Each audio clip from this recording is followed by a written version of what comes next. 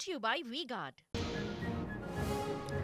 સુરતના ઉમરપાડામાં બે યુવકની હત્યા મામલે આરોપી રિમાન્ડ પર, ત્રણેય આરોપીના કોર્ટે 6 દિવસના રિમાન્ડ મંજૂર કર્યા। સુરતના એઆઈએમઆઈએમના નેતાએ જૂની અદાવતમાં હત્યા કરાવી હતી। 16 લાખની સોપારી આપી અઝરુદ્દીન અને બિલાલની હત્યા કરાવી હતી। હત્યા કરનાર મુખ્ય આરોપી અફઝલ અને પ્રજ્ઞેશ હજુ પોલીસ પકડથી દૂર। વડોદરામાં સ્વામી દ્વારા સગીરા પર દુષ્કર્મ આચરવા મામલે કાર્યવાહી। પીડિતાનું કોર્ટમાં કલમ 164 હેઠળ નિવેદન લેવાયું। વર્ષોથી મંદિરે દર્શન કરવા આવતા 17 ભક્તોના પણ નિવેદન પોલીસે નોંધ્યા।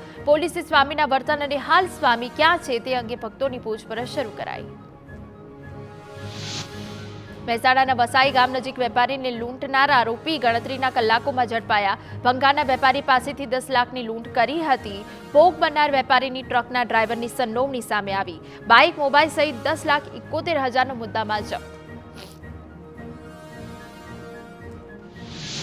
ગાંધીનગરના કલોલમાં રિક્ષામાં બેસાડી પેસેન્જર સાથે લૂંટ કરતી ટોળકી સગંજામાં। એલસીબીએ અમૃત હોટલ પાસેથી 4 શખ્સની ધરપકડ કરી। 2 રિક્ષા, દાગીના અને રોકડ સહિત ₹1,60,000નો મુદ્દામાલ જપ્ત। Brought to you by V-Guard.